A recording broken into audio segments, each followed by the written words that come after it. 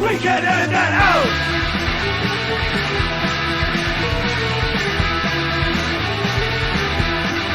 We can edit that out!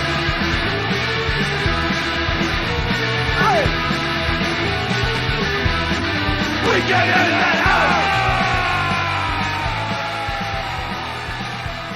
And we're back. And we're back! Wow, snazzy intros. We'll do a snazzy intro this time. Instead of, is it on? Are we recording? And we're back with, we can edit that out. Whoa! Episode 6. 6? Is it 6 already? 6 episodes. Can you believe it? Man, no, I can't believe it. Wow, we're like old timey pros at this now. Yeah. You know? Pros and cons. Yeah, you ever been in a Turkish prison? You like gladiator movies? Speaking of movies, what's your favorite futuristic movie or TV show? There's a lot there to unpack because that's my genre. Is the sci-fi and the dystopian movies and stuff. That's where all of my interest lies. It's mine as well. You can't just claim it for yourself. Like, No, that's my thing. No one else is into that. Yeah, well, you can't do that. You can't do that. I think I just did. Yeah, I think you did, but I don't like it because I want to have it also. My favorite movie of all time, ever since I was a child, was Blade Runner. And to this day, I can watch that film over and over again and never get tired of it. I love the atmosphere, the visuals, the music. It's got Harrison Ford in it. How can you go wrong with that? Yeah, young Harrison Ford could do no wrong. And Sean Young. I mean, come on. Oh, yeah. Blade Runner to me was like the perfect example of a near possible future. I liked that it was a future that was dirty and messy and but really bright as well. Really bright, lots of lights. There were some flying cars, but it wasn't all about flying cars. It was just like, this is a detective story. It's like it's like a 30s noir film that was taking place in Blade Runner would have actually taken place like a year ago or something. Yeah, totally right. Some shit. Like this is the year of the Road Warrior as well, apparently. How about you? What's your, when it comes to like sci-fi or dystopian stuff, series, films, like what's your jam? I mean, when we're talking about movies, Blade Runner. Blade Runner is one of my all-time favorite movies, even like sci-fi genre. Besides that, you know, it's just one of the best movies ever. And it sounds like I'm just copying you because I didn't think of anything to talk about this week. But we'll leave that up to the viewer to decide. I think we all listener, viewer. We I think we established that, but I will still say viewer because it just sounds cooler. But yeah, movies. Blade Runner. Okay, that's almost obvious. What about like a TV series? Recently, I really enjoyed the Black Mirror stuff. Yeah, Black Mirror is real good. Black Mirror is really cool. It's like dystopian future that's all very near and close to the world we're living in right now, which is what I think makes it so fascinating. You know, the common thread in Black Mirror is all about technology that maybe doesn't serve humanity a great deal of justice or good. And I think that's really interesting. I got really sucked into that new Star Trek series on Netflix. Discovery? Discovery, yeah, exactly. Saw the first episode. I haven't jumped into it. Takes a minute to really get hooked by it, but I also like it because they're breaking interesting ground in it. There's a gay couple in it, and then there's also another couple in it that are non-gender specific. It's pretty good. I'm dying to see it. I mean, I was always really into the franchise in general. Good cliffhangers, like the actors in it. It was funny because I was watching it, and I watch a lot of sci-fi by myself because Julie can take it or leave it, but I will watch nothing by sci-fi. But sci-fi, given my own devices. So she came in while I was watching an episode and she goes, so what's going on? I'm like, well, they got this spore drive that lets them travel anywhere instantly. It's like, what's a spore drive? I'm like, well, it's basically like a transport engine made out of mushrooms. And she looks at me like, what the fuck? So in the future they travel with mushrooms? I'm like, yeah, well, you have to watch it from the beginning, and then it makes sense as they explain it in the series. You know, you can't just. And I think that's a lot of that shows. If you say what's going on, it sounds completely ridiculous. But as you're watching it and they lead into it and get you there, then it all totally makes sense. You know what I mean? So we've turned this episode into movie review. Still want to kind of know, like, what's your favorite sci-fi book? We talked about movies and we talked about series, but like book as well. You know what I mean? Blade Runner was a book, but read Do Androids Dream of Electric Sheep? I don't fucking understand that book at all. You know, it was like James Joyce's Ulysses to me. It's like, what the fuck did I just read? Where a lot of Philip K. Dick stuff is much more literal. I thought that was just really so surreal that I couldn't figure it out. That being said, you can't just cop out and say, well, the Blade Runner book. So what's your favorite book? There was the Tripod Trilogy. What's the Tripod Trilogy? The Tripod Trilogy was like a series of books that I think I read in 7th grade. Was there 3 of them? My language arts teacher. There were. It was a trilogy. It was kind of like War of the Worlds, like these like alien UFO creatures that had 3 legs. Okay. Kind of descend down onto civilization. They start taking stuff over. Why the fuck would you need 3 legs? Oh, to be a tripod. Oh, very stable. Yeah, right. Okay, I get it. Cool. I read Dune and Children of Dune when I was younger as well. Yeah, those are amazing. So those books were really great. I think for me, 1984, even though I read it in like 1990. 1984 isn't really sci-fi though. That's a dystopian. That's dystopian fiction. Yeah, but it's still dystopian future because he wrote it before 1984. You know. Well, yeah, of course. It's still dystopian sci-fi to me. Okay, well, I mean, if we're talking about dystopian stuff included, then this opens up a whole new channel. So. I think dystopian sci-fi, even though it doesn't seem like sci-fi, it still is, because I think the underlying basis of sci-fi is to look at the present critically, and that's what 1984 did. There's obviously, to me, sort of your basic classics. Your 1984 Brave New World, Aldous Huxley. Yeah. And there's a Russian author, Yevgeny...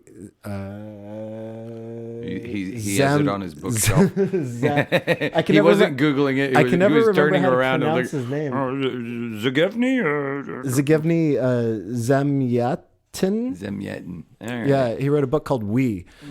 Okay, never read it. And We is like I think what George Orwell had based his concept of 1984 on. Oh, interesting. And it's basically like, you know, a dystopian world where human interaction is completely controlled by like a totalitarian state. When 2 people like are supposed to have intercourse or whatever, they have to get tickets from like this machine. And it's the only time that they're allowed to close the shutters in their apartments, because otherwise their windows have to be open all the time, and everyone's always constantly seeing what they're doing. So We is like a really interesting. Wouldn't you just do it anyway and be like no, because you check it out, because you get dragged off by the gulag, dragged off to the gulags or whatever. There's 2 books also that come to mind that I really want to throw out there. One is a newer author named Gary Steingart. Okay.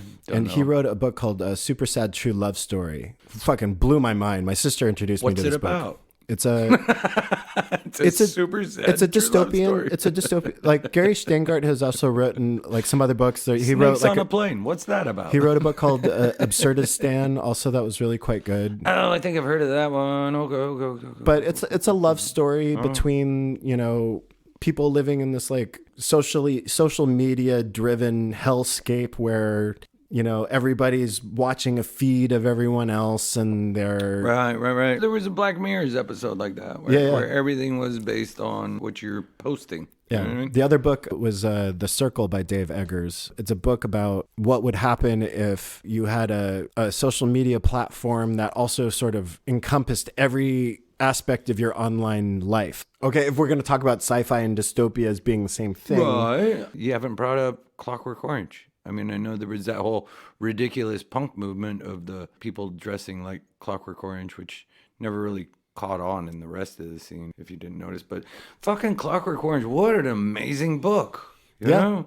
Anthony Burgess, I think, is the author. Yeah. And also the ending, there's two different versions of the book, because there's the ending that was like Dark as shunned fuck, by and the it just publisher, ends. and then there's sort of like this fucked up throw in the towel ending where everything Where he you has know, that heroic reinvention of I'm actually a good person. I think it was one of the best book to movies ever made. You know, I think the book is amazing, and I think the movie is amazing. Usually, you say, "Oh, the movie wasn't as good as the book." That's pretty much a standard thing to say, but I think that was one of the few times where you go, both were amazing. You know, David Lynch's Dune, as amazing as David Lynch was, I think he just did not come close to Frank Herbert. and there's the new one coming out, which I'm actually really excited about. Yeah. No, that's gonna Dennis be good. Villeneuve is directing it.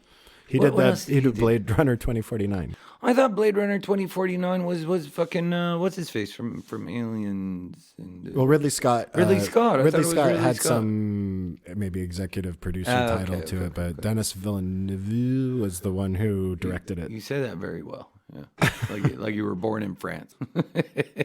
That movie was fucking phenomenal, and The new Blade Runner you thought was phenomenal. it was phenomenal. Okay.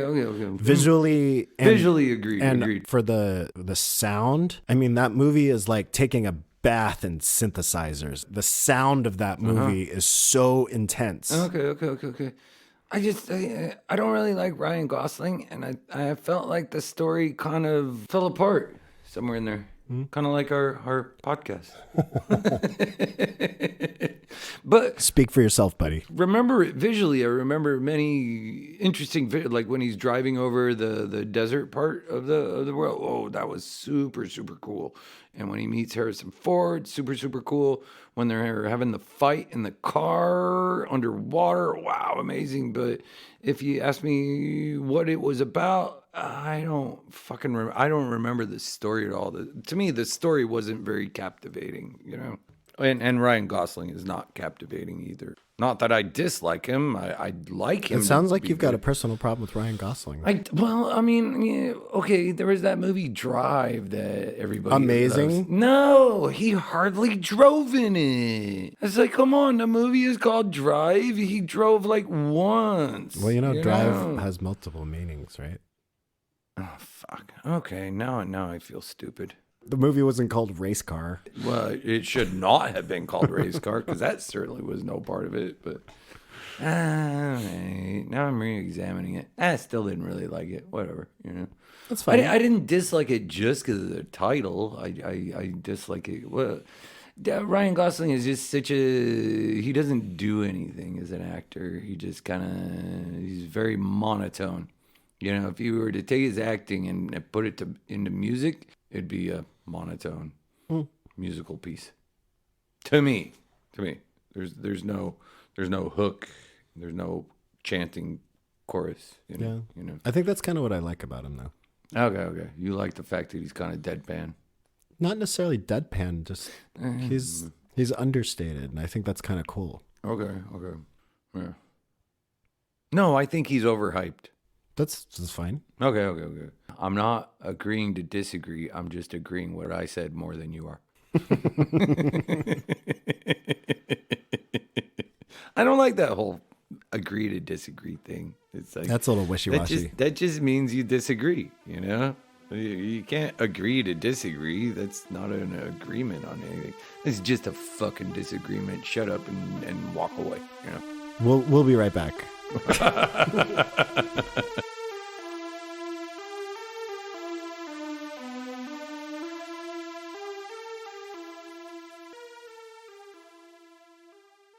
And we're back. We're back. We can edit that out. Episode 6. Rob had to check on technological stuff, futuristic shit, Futuristic stuff. futuristic stuff I can't even fucking. I don't know anything about. You know, I just see wavy lines on the screen, and apparently it's recording us.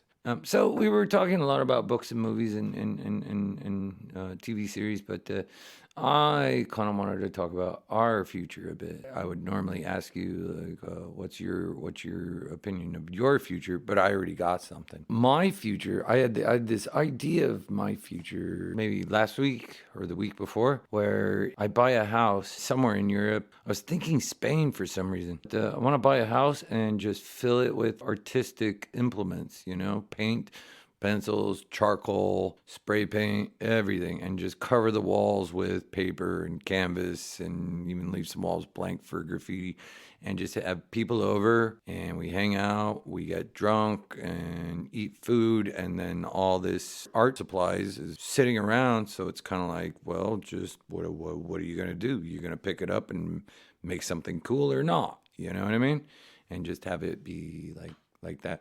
I know that's kind of a hippie way of like looking at the future, but I don't think it's hippie. to me it just sounds cool. But also when I thought of that, I realized, yeah, I think when you get to that point in life, when you buy a house, fill it with art supplies, cover the walls in cool stuff to make art on, and you want all your friends to come over and just even people who don't consider themselves artists, it's like, no, you fucking make art. That's what we do here. We get wasted and we make art. That once you get to that point, you look around and you just really don't have any friends anymore. You're like, oh shit, I did all this and now I'm sitting here by myself. And well, I mean, isn't that the future though? I think a personal future is the older you get, the less and less friends you have. I think that's just growing old in general. Yeah, but why don't we obtain more friends as we get older? Why do we always just get less and less? I think because when you're in your 20s, you're psychologically much more disposition to want to invite new stimulus and new people and experiences into your life. I think when you get older, you figure out what you want. Mm-hmm. And you don't want to just have this free-for-all of people coming in and out of your life. You want to have the people that are there to be there for a reason, not just random drop-bys all the time. I like that kind of shit still. I mean, I'm kind of old, but I'd like it if people just buzzed me in general. I don't mean people buzzing you in general. I mean random people that you invite into your life that are only going to be there for a week and then they're gone. I see what you mean. Like literally, like they drop in and drop out of your life. Yeah, I mean when friends drop by unannounced, I always think it's great. Yeah, exactly. I think it'd be cool if strangers just drop by unannounced. I don't at all. That's my nightmare. Hey, never met you before, but heard you got some art supplies here. I'm gonna make some art. Like, fuck yeah, cool, dude. You like the Stooges? Oh, we're playing the Stooges today. So anyway, enough about me. How about you? What's your idea of your future? What's your perfect landing pad for your senior years? I think as I get older, I'll probably be less inclined to want to live in the city. Yeah. Okay. And I want to live somewhere beautiful, maybe somewhere with nice weather. Maybe get like Florida, a cool dog. No, not Florida. Somewhere beautiful. Let's not talk shit about our Florida listeners, though. We're woke. Florida can be cool, too.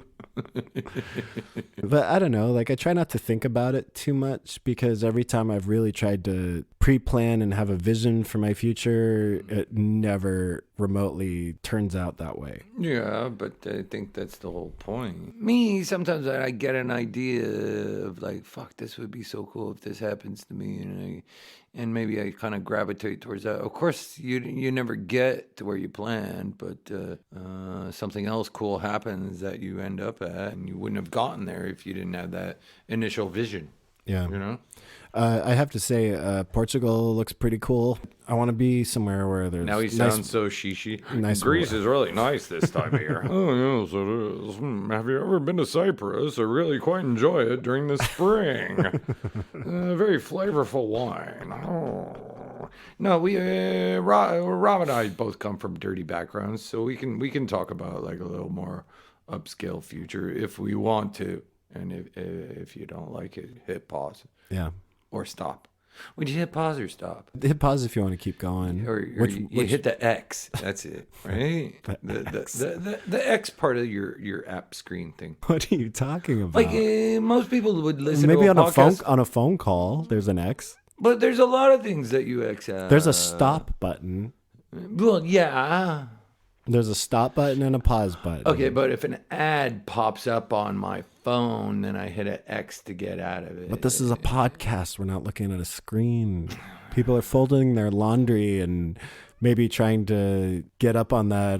Do people really fold their laundry? That seems like so pointless to me. It's like, yeah, I do for sure. it's like making your bed. Well, I'm just gonna unmake it in like 18 hours. What's the fucking point?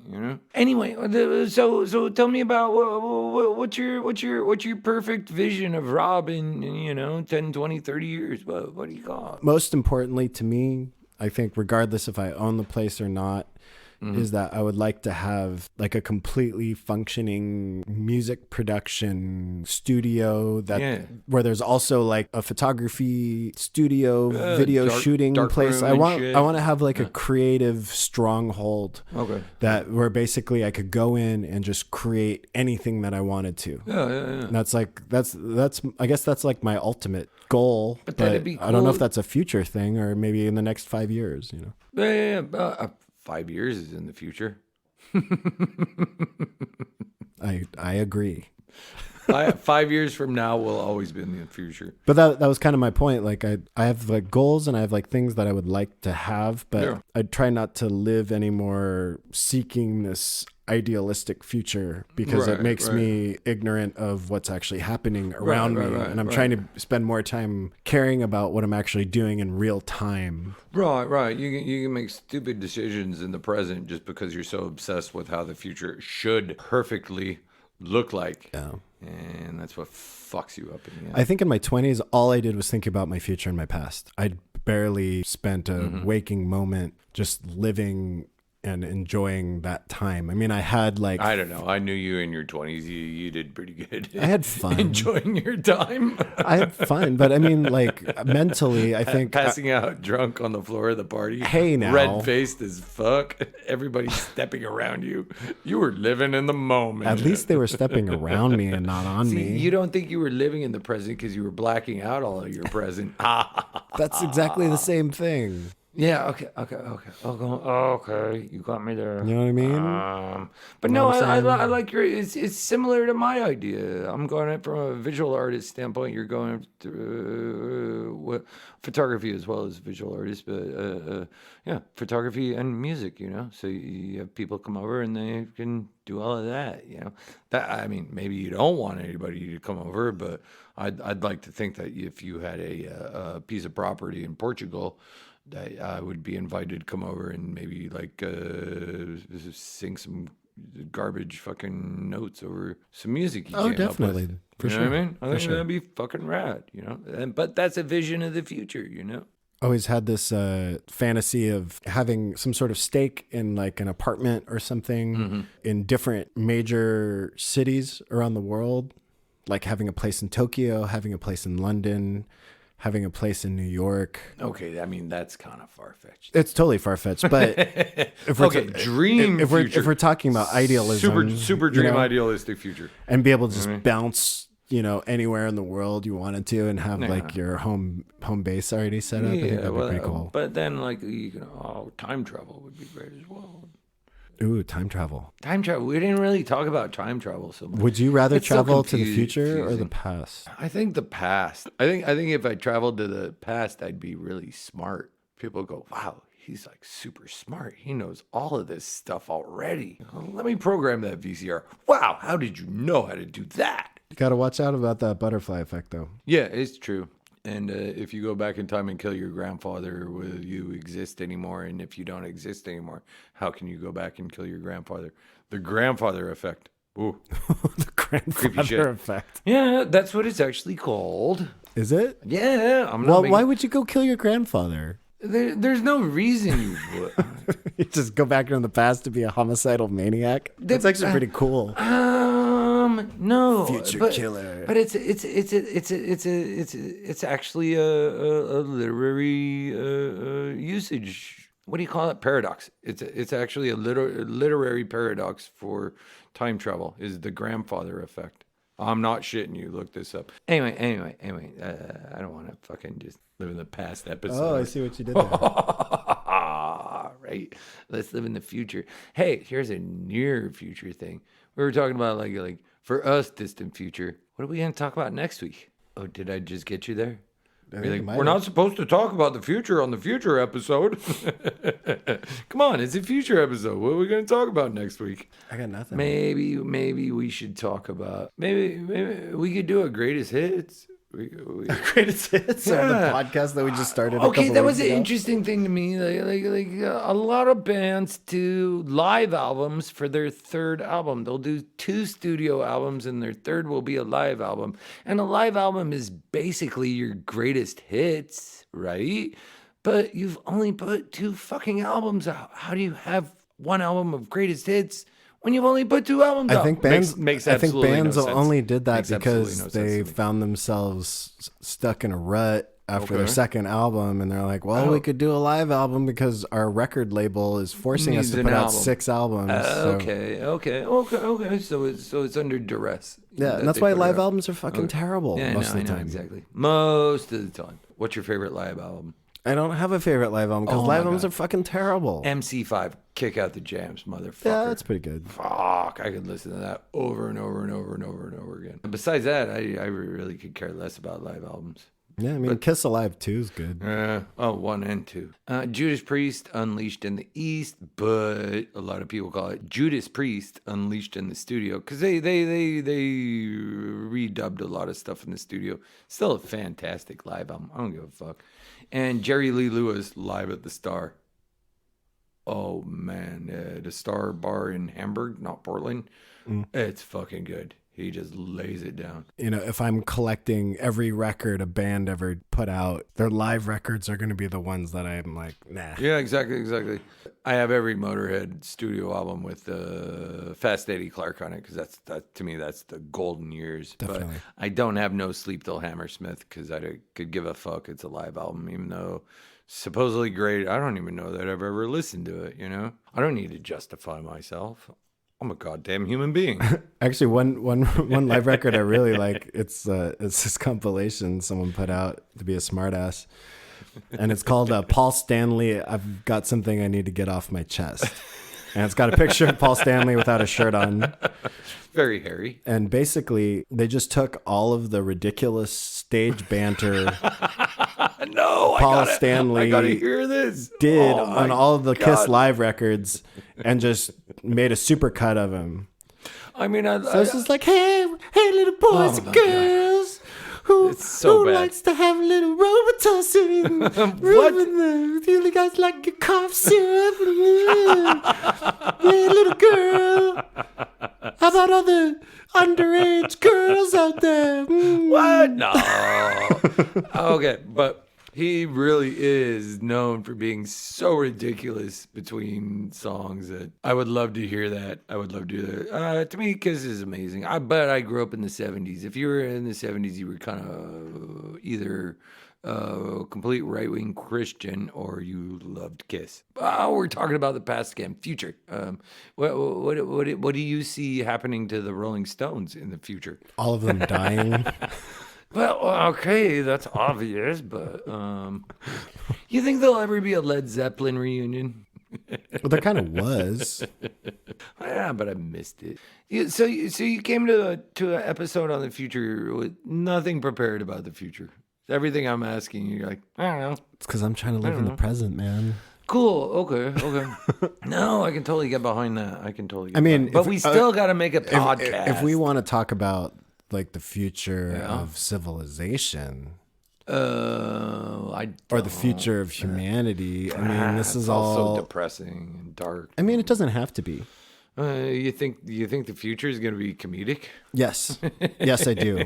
I think the future is we're going to have like amazing technological advances and all of these like social problems maybe get addressed. Yeah. But we're too stupid and selfish to actually put it to any use. And so we'll end up just figuring out new ways to get advertising into people. I think that's it. I mean, to me, honestly, even though Waterworld wasn't one of the best. Wow. Okay. That movie was considered bad. Waterworld was considered bad. It's terrible. I love that movie. Well, there's your example of a movie that's terrible that you love. Finally, I got a terrible, but it could only happen with sci-fi. But you love it because you actually think it's a good movie. Yeah, Ew. it's super good. It is not super good. But it's to me, it's like that's how it's gonna end. Did you like The Postman also? I never saw The Postman, to tell you the truth. See, he was a postal worker, but he was also hence the title. Man. Because he was a man? No, because it was like a dystopian future movie. Oh, fuck. He's the postman. You got me with drive. You got me with postman. But I thought it was one word. Postman. Not post and then separate word man. Anyway. Oh, busted. What were we talking about? No, I like Waterworld because that's the... If you want to know my viewersion... Is that a word? I'm making a word. Version of the future. It's somewhere between The Road, starring people who I can't remember, and Waterworld. Viggo Mortensen. Yeah, sure, whatever. And Waterworld. You know what I mean? Because I think the polar ice caps are going to melt, and we're all going to live on boats, but we're all going to have to like really suffer to feed our children. And, yeah. That's it. So I think all the technological advancements that we're making are just kind of pointless because it's all going to wash away in a giant flood in the end. You know, climate change. Climate change is a real thing. See, I've heard different. I know there is a differing opinion. Climate change is the largest threat to our like civilization ever. So is people thinking the world is round. I think people thinking that climate change isn't real are actually maybe a greater threat. Well, right. I was just joking. I mean, flat earthers are ridiculous. Hey, how about next week? It could be funny to talk about conspiracy theories. Sure, there's a lot of gems in there. Yeah, I think some of this shit that people come up with is just so funny to me. I can't stop laughing. And we can talk about what conspiracies you and I believe in. Oh yeah. And what conspiracy theories are so outlandish that it's like, what the fuck is wrong with people? I don't think we really addressed our futures so much in this. Well, I mean, we kind of talked about it. It's okay. But it's sort of a weird thing because there's so many different things that can happen that we can talk about. That's the definition of future, Rob. Oh my God. That is not the definition of future. Yeah, many things can happen. No, that's not the definition of future at all. That's the definition of possibility. But isn't possibility future? Yeah. That's what I'm saying. But is all future possibility? I will address those next week because Rob just finished this apple pie whiskey infusion that's sitting on the shelf draining, and I'm sitting here looking at it with a dry throat. Piqued interest. What does that taste like? I have to know for some reason. The other thing is I think we kind of ran through the future pretty good on this one. I think you have to run through the future. That's my message for future generations. Run, don't walk. Advice for future. Wait, my advice for future generations? Yeah. I mean, if somebody listens, well, okay. If somebody finds this in a time capsule. No, here's the thing, because this is not live. When people do hear this, it will be the future when they hear this. It's true. Oh fuck! Now we're in a fucking time loop. Like, what does that mean? How does that work? All right, so next time we'll delve into the conspiracy theories, insidious world of. I like that because it leads in good because that's future and it's past as well, and so we can move to from conspiracy theories we can go into our greatest hits live album. All right, so thanks for listening. We can edit that out, and I was Jack. In the future, I was Jack. I will be Jack. You will be Jack in the future. Well, yeah. We can sign it out in a futuristic way. Thank you for listening to We Can Edit That Out. I will be Jack. Now you just want to say, and I will be back. Okay. He'll be Rob. I got him laughing too hard. He can't even close the episode. Let's get whiskey. All right, we can edit that out. Ciao. We can edit that out!